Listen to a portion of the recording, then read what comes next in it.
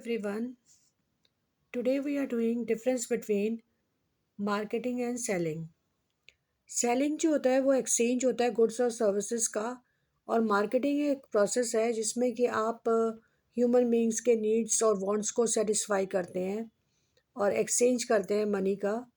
Selling जो है उसका मेन एम होता है कि हमने अपने प्रॉफिट को मैक्सिमाइज करना है।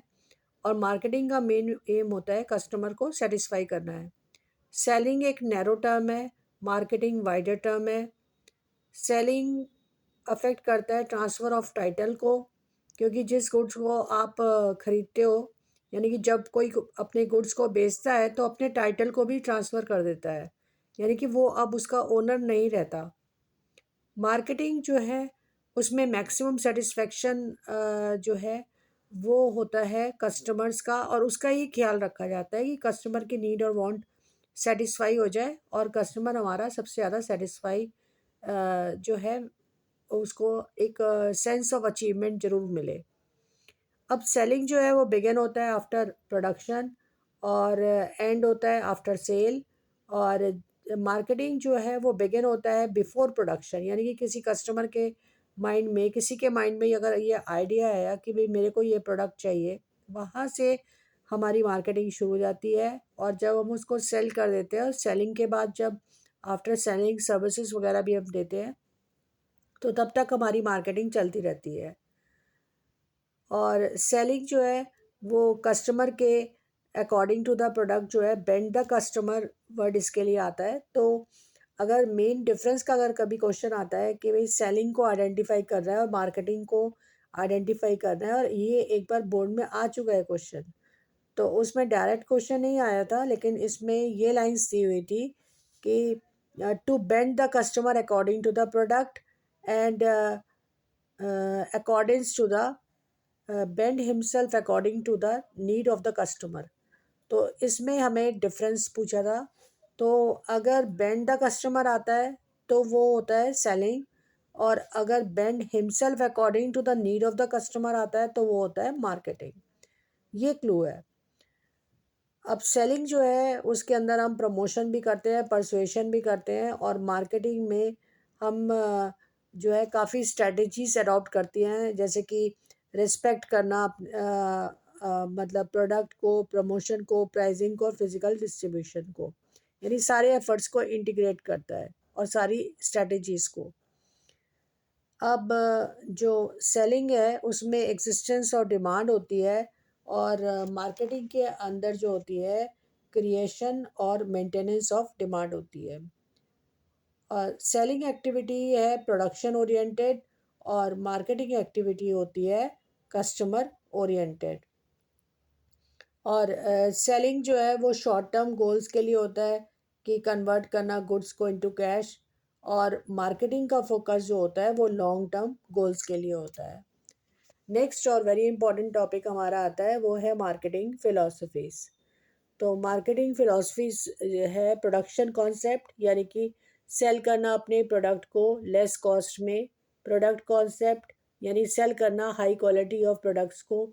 सेलिंग कॉन्सेप्ट यानी कि सेल करना और कन्विंस करना अपने कस्टमर को।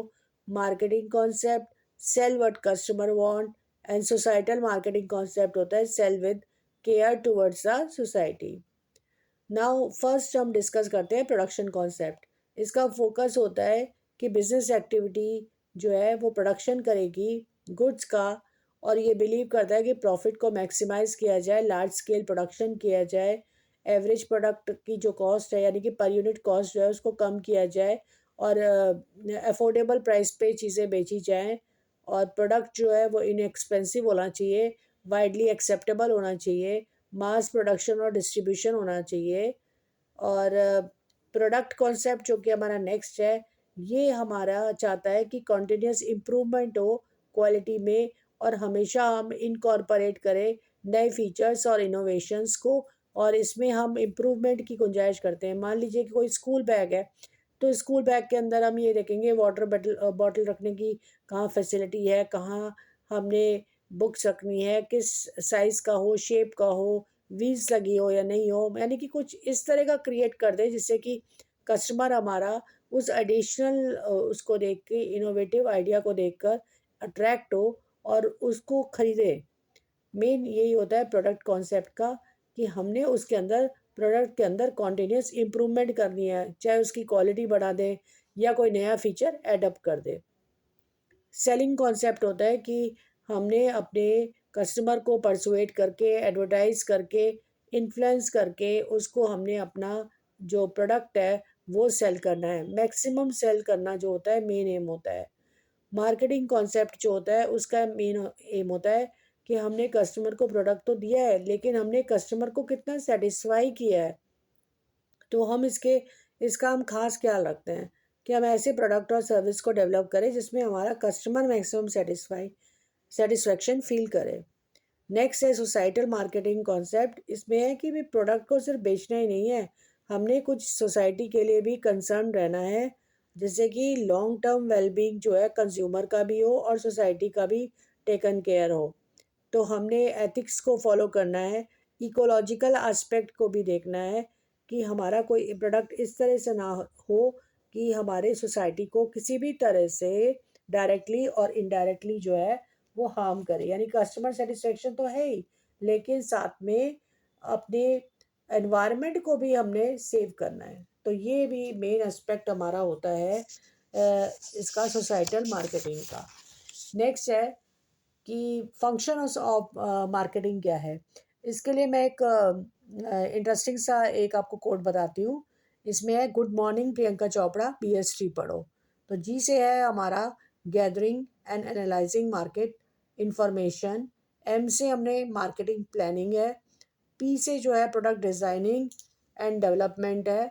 इसके बाद नेक्स्ट P, इसके अंदर 5 P's आते हैं। तो एक नेक्स्ट सेकंड P है packaging and labelling, third P है pricing of product, fourth is promotion and fifth is physical distribution. तो 5 P's हमारे ये आ जाते हैं। इसके बाद है C से हमारा आता है कस्टमर सपोर्ट सर्विस, और B से आता है ब्रांडिंग, S से आता है स्टैंडर्डाइजेशन एंड T से आता है ट्रांसपोर्टेशन। तो आगे फंक्शंस को स्टडी करते हैं। सबसे पहले जो मार्केटर होता है वो कस्टमर की नीड्स को अपना ख्याल रखता है, और वो अपने प्रोडक्ट की स्ट्रेंथ और वीकनेस को भी चेक करता है, और वो एक सक्सेसफुल तरीके से प्रोडक्ट को प्रेजेंट करता है।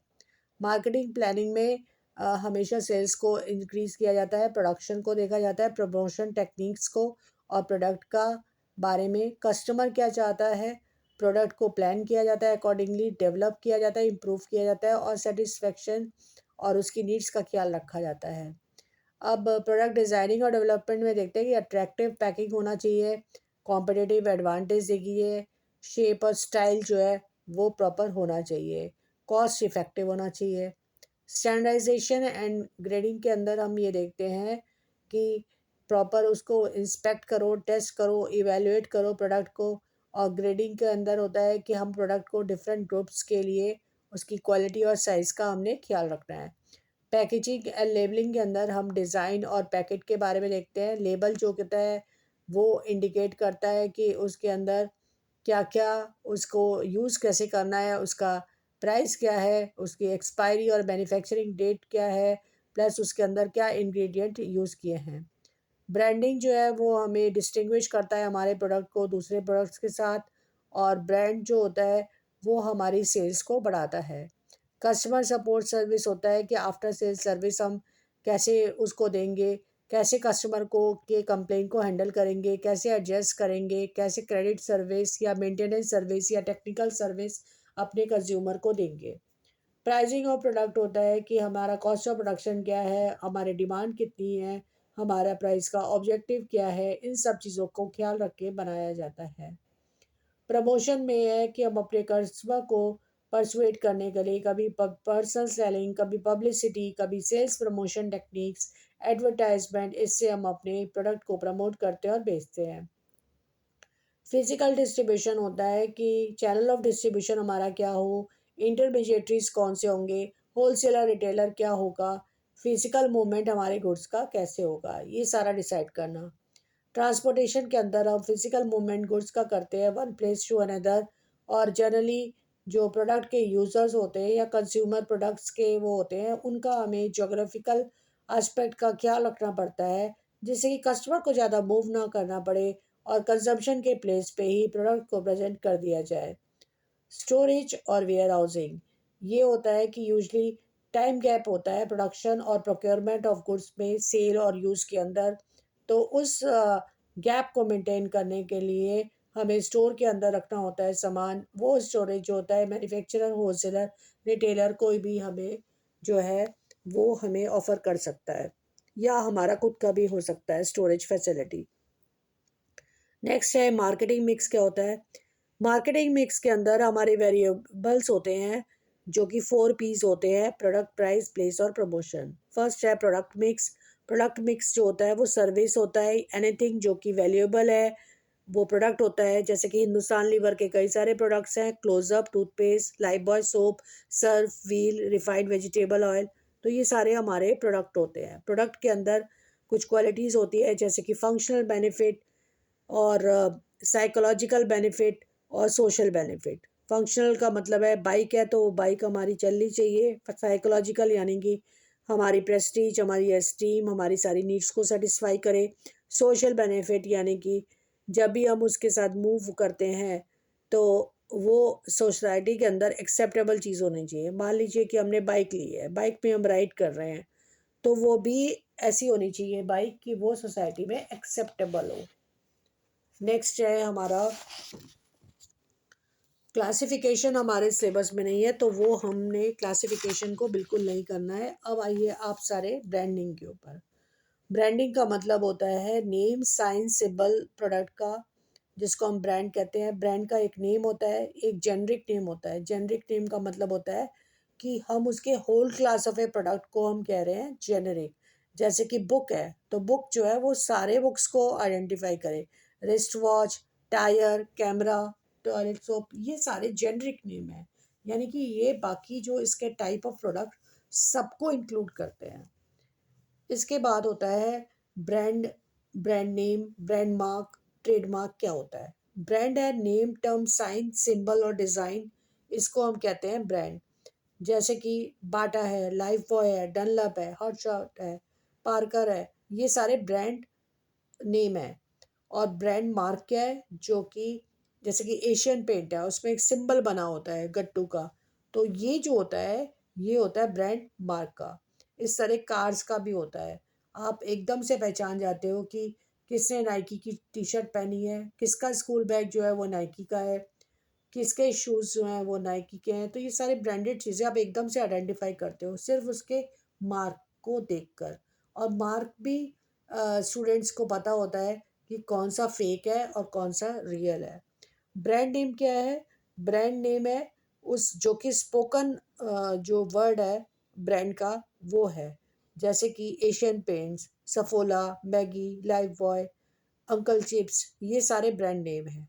ब्रांड मार्क क्या है? सिंबल, डिज़ाइन, डिस्टिंक्ट कलर, ये सारे होते हैं ब्रांड मार्क।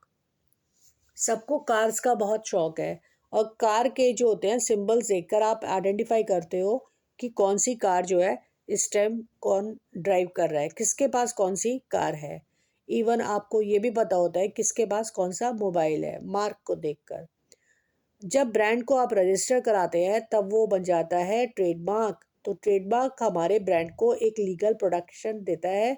लीगल प्रोटेक्शन का मतलब है कि उसके नेम को, उसके मार्क को, उसके डिज़ाइन को और कोई यूज़ नहीं कर सकता, क्योंकि लीगली वो ही वो है। अगर उसके मार्क को कोई यूज़ करेगा, अगर उसको वो करेगा तो उसके लिए प्रॉपर एक लॉ मेंटेन होता है। आप उसमें अपने जो प्रॉब्लम्स है उसके लिए आप रजिस्टर करा सकते हो।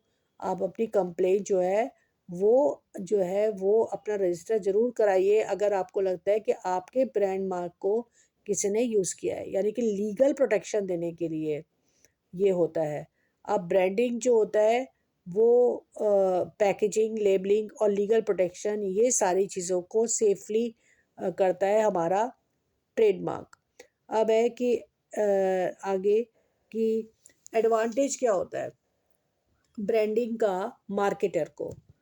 तो एक तो प्रोडक्ट को डिफरेंशिएट करता है, सेकंड है एडवर्टाइजमेंट और डिस्प्ले के लिए बड़ा फ़ायदा हो जाता है, तीसरा है कि डिफरेंशियल प्राइजेस के लिए फ़ायदा होता है, फोर्थ है कि अगर हमने अपना कोई नया प्रोडक्ट इंट्रोड्यूस करना है तो ऑलरेडी हमारा अगर पुराना प्रोडक्ट मार्केट पे चल रहा है तो बहुत इजी हो जाता है हमारे लिए अपने नए प्रोडक्ट को स्टार्ट करना। जैसे कि सैमसंग है, वो उसका टेलीविज़न भी है और वॉशिंग मशीन भी है।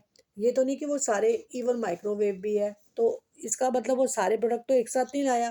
पहले उसका कोई एग्जिस्टिंग प्रोडक्ट है, उसको उसने स्टार्ट किया, उसके बाद उसने धीरे-धीरे बाकी प्रोडक्ट्स को लेकर आया। यानी कहने का मतलब है कि अगर आपका कोई ब्रांडेड प्रोडक्ट है, तो आपके लिए बड़ा ईज़ी हो जाता है इंट्रोड्यूस करना नए प्रोडक्ट को। नेक्स्ट है कस्टमर को क्या कैसे एडवांटेजेस है।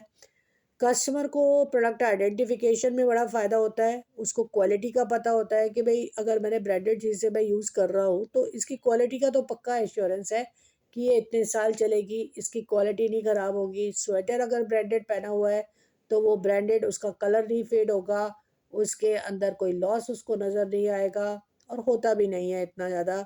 इसके बाद एक स्टेटस सिंबल है, अगर आपने ब्रांडेड कपड़े पहने हैं तो आपको लगता है कि आप सबसे स्मार्ट लग रहे हो, सबसे खूबसूरत लग रहे हो, सबसे अच्छे लग रहे हो।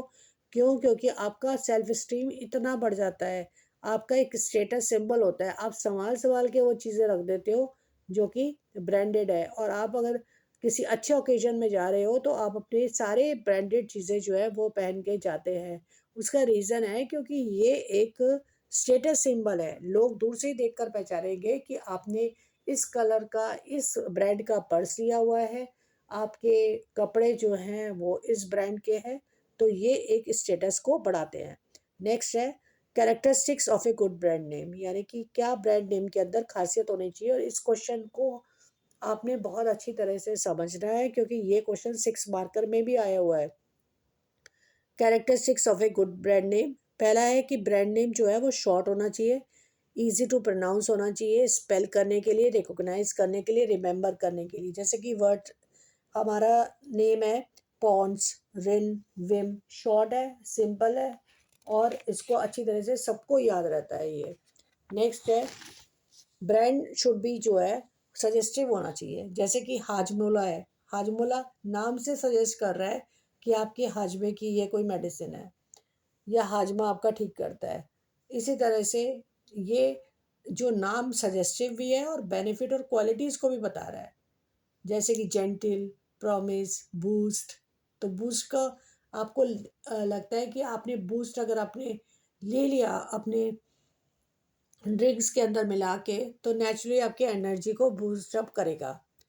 अगर प्रॉमिस का टूथपेस्ट अगर आपने यूज़ कर लिया तो आपको खुद को फील आने लगती है कि भाई ये तो बहुत ही प्रॉमिसिंग है कोई चीज़। नेक्स्ट है कि ब्रांड नेम जो है वो डिस्टिंक्टिव होना चाहिए, यानी सबसे अलग थलग। ये नहीं कि रूटीन का नाम है और सबका ही है, ऐसा नहीं होना चाहिए। थोड़ा सा डिस्टिंक्टिव होना चाहिए कि जैसे ही आपका नाम लिया जाए आप कुछ अलग नज़र आए, जैसे कि लिरिल, स्पिरिट, और इसके बाद सफारी, जोडियक, ये सारे बड़े डिस्टिंक्टिव है। नेक्स्ट है ब्रांड नेम जो है वो अडॉप्टेबल ऑफ टू पैकिंग और लेबलिंग रिक्वायरमेंट, एडवर्टाइजमेंट, जो कि डिफरेंट लैंग्वेज में भी आप देखिए कि वो अडॉप्टेबल होना चाहिए। इसका मैं आपको एग्जांपल देती हूँ। जैसे कि अम्बेसडर कार में लिखा हुआ है नोवा।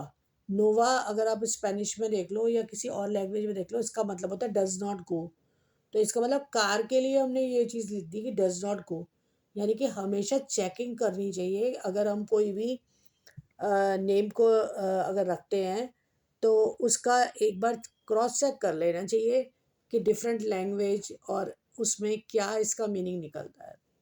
नेक्स्ट है ब्रांड नेम जो है वो वर्सेटाइल होना चाहिए, यानी कि सालों साल चलने वाला होना चाहिए। जैसे कि मैगी है, कॉलगेट है, मतलब कॉलगेट आप पेरेंट्स से पूछिए, ग्रैंड मदर से पूछिए, सब ने यूज़ किया हुआ है, यानी सालों साल चल रहा है। इसके बाद है ये जो होता है रजिस्टर कराने के लिए केपेबल होना चाहिए और लीगली प्रोटेक्टेड होना चाहिए, और जो भी चोज़न नेम है उसके अंदर स्टेइंग पावर होनी चाहिए, यानी कि बहुत जल्दी मतलब आउट ऑफ डेट नहीं होना चाहिए। कुछ साल उसके अंदर पावर हो कि वो ज़िंदा रहे। नाम के अंदर ही इतनी ताकत होनी चाहिए, यानी कि स्टेइंग पावर होनी चाहिए। नेक्स्ट टॉपिक है हमारा पैकेजिंग। पैकेजिंग का मतलब होता है डिज़ाइन, प्रोडक्ट का रैपर ऑफ ए प्रोडक्ट। और ये जो होता है प्रोडक्ट को जो है वो पैकेजिंग जो है वो सेफ रखता है। और पैकेजिंग जो है कंज्यूमर नॉन ड्यूरेबल प्रोडक्ट होता है। और पैकेजिंग जो है उसका बड़ा इम्पोर्टेंट रोल है, क्योंकि ये चाहे रैपर है चाहे ये कंटेनर है, लेकिन ये साइलेंट सेल्समैन है। कैसे, मैं आपको एग्जांपल देती हूँ। जैसे एक छोटे बच्चे को भी आप मार्केट में लेकर जाते हो तो वो बोल नहीं पाता है, सपोज अभी वो बहुत छोटा है, पर वो अपने पैकेट को दिखा देगा आपको कि ये बिस्किट का पैकेट है, ये चॉकलेट का है, ये चिप्स का है, ये आप उसको खरीद के दें। तो ये कैसे वो करता है, ये सिर्फ पैकेजिंग का ही एक वो है कि भाई वो अपने अंकल चिप्स को वो एकदम से वो करता है। इवन नूडल्स को देख के, या मैगी नूडल्स को, या क्रैक्स वेफर्स को देखकर, तो वो सिर्फ इशारों में पैकिंग को देखकर बता देता है कि ये प्रोडक्ट उसको चाहिए। तो इतना ज़्यादा इम्पैक्ट है पैकेजिंग का। अगर अट्रैक्टिव पैकेजिंग है, अगर आपको लगता है तो आपको उसको हाथ में लेते हुए भी अच्छा लगता है। ये एक एक अलग से आजकल डिपार्टमेंट बन गया है, ये एक अलग से इंडस्ट्री बन गई है पैकेजिंग की। अब है लेवल ऑफ पैकेजिंग। जैसे कि 3 टाइप्स का होता है, प्राइमरी पैकेज, सेकेंडरी और ट्रांसपोर्टेशन। इसको हम ऐसे समझते हैं कि टूथपेस्ट है, टूथपेस्ट को हमने ट्यूब के अंदर डाला, तो ये बन गया आपका प्राइमरी पैकिंग। सेकेंडरी में आपने उसको एक किसी बॉक्स के अंदर डाल दिया। और थर्ड जो है आपका जो है ट्रांसपोर्टेशन पैकिंग, यानी कि जो क्यूरेटेड आपके बॉक्सेस होते हैं जो कि 10, 20 और 100 यूनिट्स इकट्ठे आप एक बॉक्स में रखते हैं, तो वो आपका बन जाता है ट्रांसपोर्टेशन पैकिंग। इसके बाद है पैकेजिंग जो है उसकी क्या फ़ायदे हैं। पहला है, एक तो ये आपके स्टैंडर्ड के को बढ़ाता है, हेल्थ और सैनिटेशन के लिए बड़ा ज़रूरी है। सेल्फ सर्विस आउटलेट में आप तभी जा सकते हो जब वहाँ पे पैक्ड चीज़ें मिलेगी, अदरवाइज़ आप खुली चीज़ें जो हैं वो नहीं आप ले सकते हैं। फिर तो आप किसी रेडी वाले से खुले हुए चीज़ें ले सकते हैं, वो नहीं आप ले रहे हैं। पैकेजिंग होना जो बहुत ज़रूरी होता है, क्योंकि सेल्फ सर्विस आउटलेट का अदरवाइज़ यूज़ ही नहीं होता। और प्लस ये इनोवेशनल अपॉर्चुनिटी होती है। आपने देखा होगा कि आप अगर इसी टाइम ही जब मैं आपको ये बता रही हूँ, आप अपने किचन में जाइए, आप देखेंगे कि बड़े सारे आपके मदर ने कंटेनर रखे हुए हैं, ऐसी चीज़ें रखी हुई हैं जो ऑलरेडी किसी कोई और प्रोडक्ट आया था, लेकिन उसको यूज़ किया जा रहा है अब किसी और प्रोडक्ट को सेव करने के लिए। यानी आप चेक करिए, आपके घर में जो मसाले के डब्बे हैं, आपके घर में जो पानी की बॉटल है, आपके घर में जो ऑयल की बॉटल है, उसका कहीं न कहीं कोई ना कोई यूज़ हो रहा है। तो इसका मतलब इनोवेशनल अपॉर्चुनिटी वाला पॉइंट जो है ये पूरा हो रहा है कि आपके जो पैक चीज़ें हैं उसका आप इनोवेटिव तरीके से यूज़ कर रहे हैं, और आजकल ये काफ़ी ज़्यादा इनोवेटिव तरीके जो होता है वो चलता है। प्रोडक्ट डिफरेंशिएशन, यानी कि आप देखिए कि आपने प्रोडक्ट को इस तरह से प्रेजेंट करना है पैकेजिंग में कि आपका वो डिफरेंशिएट करे। जैसे कि कोई हेयर ऑयल है, ठीक है, अब वो पैकिंग से ही आपको पता चल जाता है कि ये हेयर ऑयल जो है ये किस टाइप के हेयर के लिए अच्छा है। तो ये सारी चीज़ें आपकी पैकिंग आपको डिस्टिंग्विश करती है। अगर आप मान लीजिए कि आप हेयर कलर भी यूज़ कर रहे हैं तो वो ब्राउन है, बरगंडी है, ब्लैक है, ये भी आपका पैकेजिंग ही बताता है। आप घर में जो चाय यूज़ कर रहे हैं वो चाय का जो है कौन सी टी लीफ है, ये भी आपका पैकिंग बताता है कि ये ग्रीन टी है, ये येलो टी है, ये रेड लेबल है। तो ये सारा आपका टी भी आपका जो है वो डिफरेंशिएट करता है, यानी कि प्रोडक्ट को डिफरेंशिएट करता है दूसरे प्रोडक्ट से भी, वो सारा पैकिंग ही आपका बताता है। फिर है फंक्शंस ऑफ पैकेजिंग क्या है। पहला है प्रोडक्ट आइडेंटिफिकेशन में हेल्प मिलती है। सेकंड है प्रोडक्ट प्रोटेक्शन में, पिलफरेज, डैमेज, क्लाइमेट इफेक्ट सबसे प्रोटेक्ट करता है। फिर है कि आप फैसिलिटेट करते हो, यूज़ करते हो इसको प्रोडक्ट को, और प्रोडक्ट प्रमोशन के लिए बड़ा अच्छा है। कि आपका एडवर्टाइजमेंट हो जाता है। नेक्स्ट है लेबलिंग। लेबलिंग का टॉपिक हम काफ़ी अच्छी तरह से करते नहीं हैं, लेकिन बोर्ड में 5 मार्क्स का एक बार क्वेश्चन आया था कि भाई लेबल बनाओ शैम्पू का। तो शैम्पू को बॉटल को ड्रॉ भी करना था और उसके लेबल में क्या क्या होता है तो वो भी सारा लिखना था। तो इसके 5 मार्क्स थे। जिस बच्चे ने लिख दिया कि लेबल के ऊपर क्या क्या होता है तो उसको पूरे नंबर मिल गए थे। और कुछ बच्चों ने मतलब एक्सप्लेनेशन ही की थी, लेकिन उनको भी हमने पूरे मार्क्स बोर्ड में दिए थे। रीज़न है कि उन्होंने ड्रॉ तो पूरा कर दिया और साइड में उन्होंने सारा लिख दिया कि क्या क्या पॉइंट्स होते हैं। तो पॉइंटर भी बड़े इंपॉर्टेंट होते हैं आपके। तो सबसे पहले तो मैं आपको बता देती हूँ कि लेबल में होता क्या क्या है। आपने कैसे 5 पॉइंट लिखने हैं और 5 नंबर अपने पूरे स्कोर करने हैं। एक तो आप लिखिए कोई भी प्रोडक्ट का अगर आपका डायग्राम आता है या कुछ आता है तो आपको पता होना चाहिए क्या क्या लेबल में होता है। एक तो होता है आपका प्रोडक्ट की कॉस्ट क्या है, प्रोडक्ट का manufacturing date, expiry date, ingredient, statutory warning, legal warning, सारा कुछ जो होता है एमआरपी वगैरह सारा कुछ होता है। ये इस तरह से मिला के 5 पॉइंटर आपको याद होने चाहिए। आगे पढ़ते हैं इसको। फंक्शंस क्या है? एक तो ये डिस्क्राइब करता है प्रोडक्ट को, स्पेसिफाई करता है इसके कंटेंट को, आइडेंटिफाई करता है इसका ब्रांड, ग्रेडिंग करने में हेल्प करता है लेबल, और ये प्रोडक्ट के प्रमोशन के लिए भी बड़ा ही हेल्पफुल होता है आपका लेबलिंग। नेक्स्ट है ये आपको लॉ की रिक्वायरमेंट को भी पूरा करता है। जैसे कि अल्कोहल की बोतल है उसमें लिखा होगा, स्टैट्यूटरी वार्निंग लिखी होगी। इसी तरह से टोबैको में भी लिखा होता है कि chewing tobacco is injurious to health. तो ये आपको ये लॉ की इंफॉर्मेशन भी देता है। नेक्स्ट आता है हमारा प्राइस मिक्स।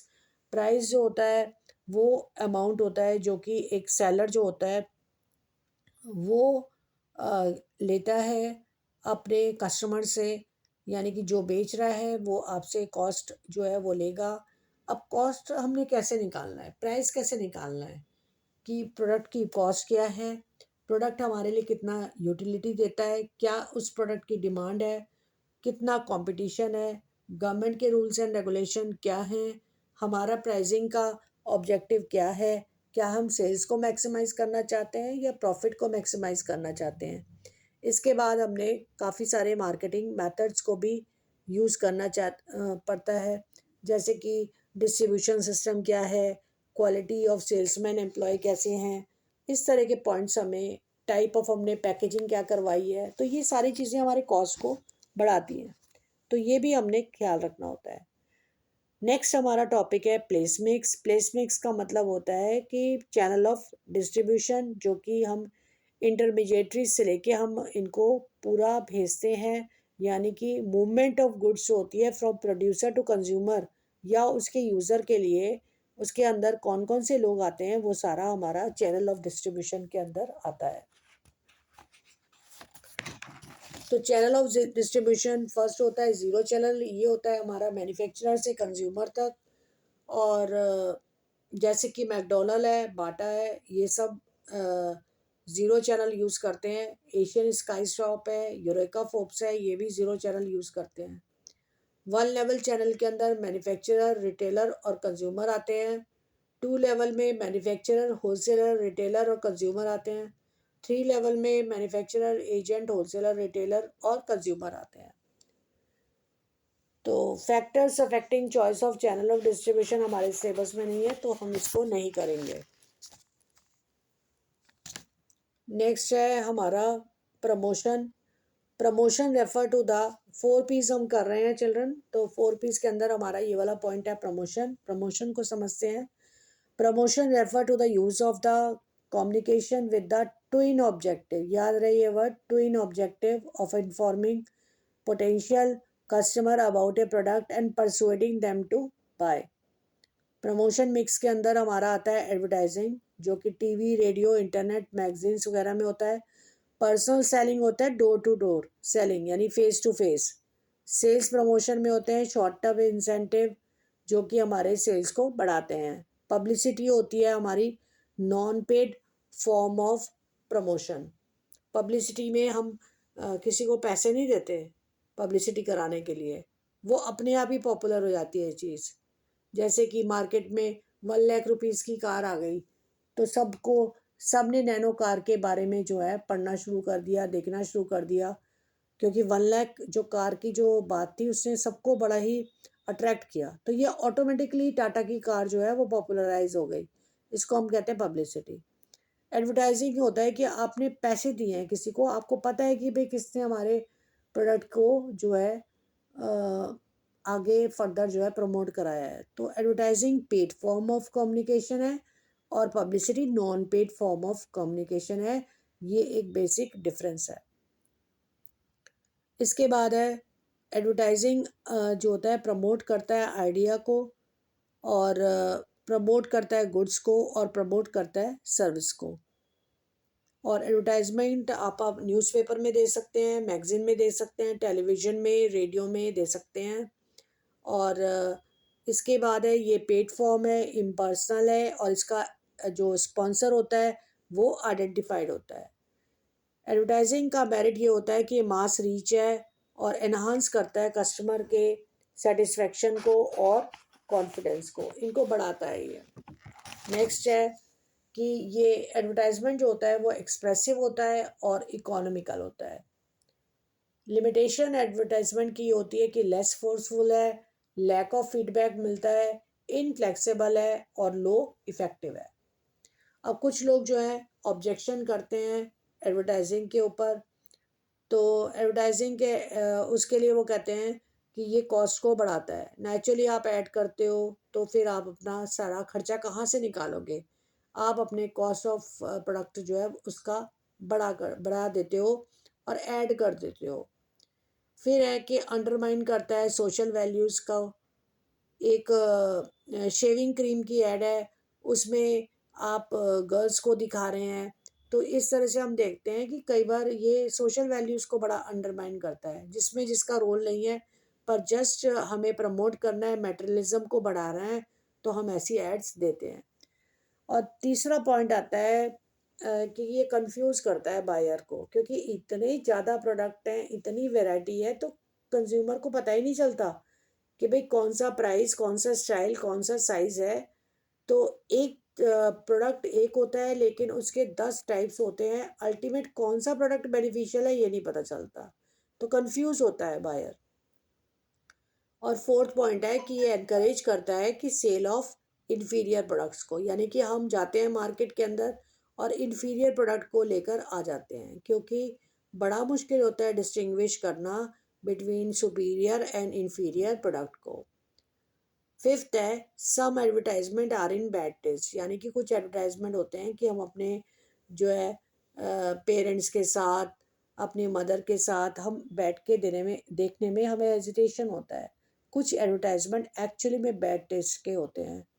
तो इसमें रिलेशनशिप्स को भी बड़ा ही डिस्टॉर्टेड तरीके से दिखाया जाता है, जैसे कि एम्प्लॉयर एम्प्लॉय के, mother in law daughter in law के रिलेशन। तो ये चीज़ें जो है ये हमें जो है प्रॉपर अच्छा फील नहीं कराती।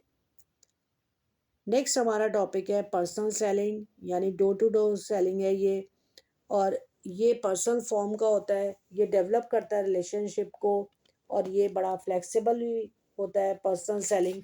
यानी कि आप अपने क्लाइंट को के मूड को देखते हुए अकॉर्डिंगली बात करते हैं।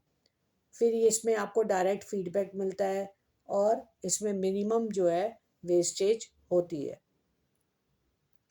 नेक्स्ट है सेल्स प्रमोशन।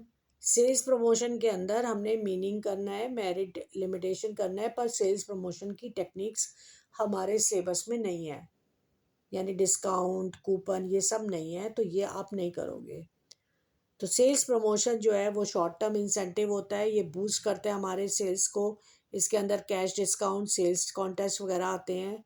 ये सेल्स प्रमोशन जो होता है वो अटेंशन करता है, वैल्यू बढ़ाता है, और नए प्रोडक्ट को लॉन्च के लिए अच्छा होता है।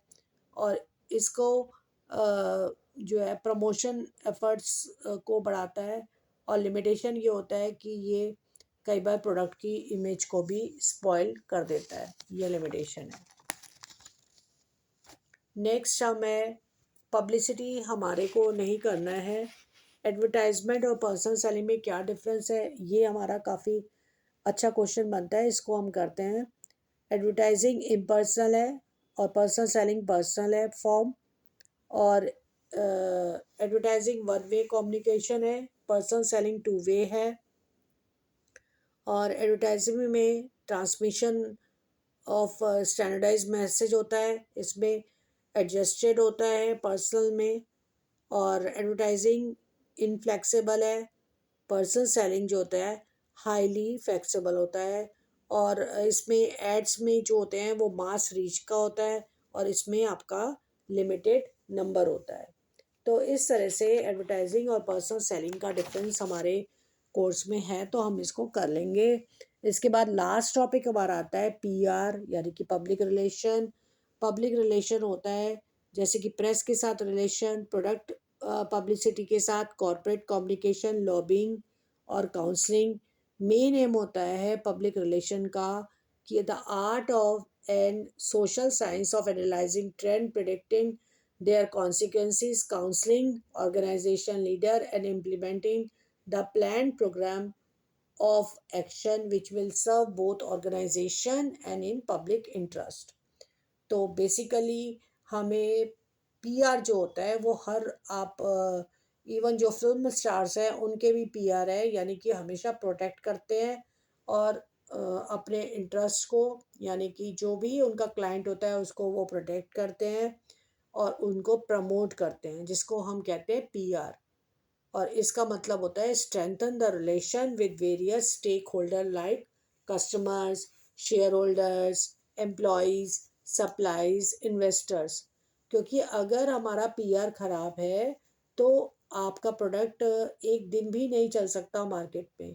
इमीडिएटली पीआर ख़राब होने से उसकी वैल्यू जो है वो बिल्कुल डाउन आ जाती है। तो इसलिए हमारे न्यूज़, हमारे स्पीच और हमारे इवेंट्स, सेमिनार्स, हर चीज़ से ही ये रिफ्लेक्ट होना चाहिए कि हम कितने वैल्यूएबल हैं अपने कस्टमर के लिए। तो इमेज अगर ख़राब होगी तो उससे जो है आपका प्रोडक्ट नहीं सेल हो सकता। तो इसलिए कस्टमर तो कॉन्शियस है ही, लेकिन सेलर को उससे बहुत ज़्यादा कॉन्शियस रहना चाहिए कि अगर उसकी इमेज अगर ख़राब हो जाती है, रिलेशन पब्लिक के साथ ख़राब हो जाता है, तो उसका प्रोडक्ट मार्केट से बिल्कुल आउट हो जाएगा। इसलिए इसके लिए काफ़ी एजेंसीज, काफ़ी लोग जो हैं इसके साथ इमेज बिल्डिंग के लिए होते हैं, जो कि वो प्रोटेक्ट करते हैं कंपनी की इमेज को और उसके प्रोडक्ट को। Thank you very much.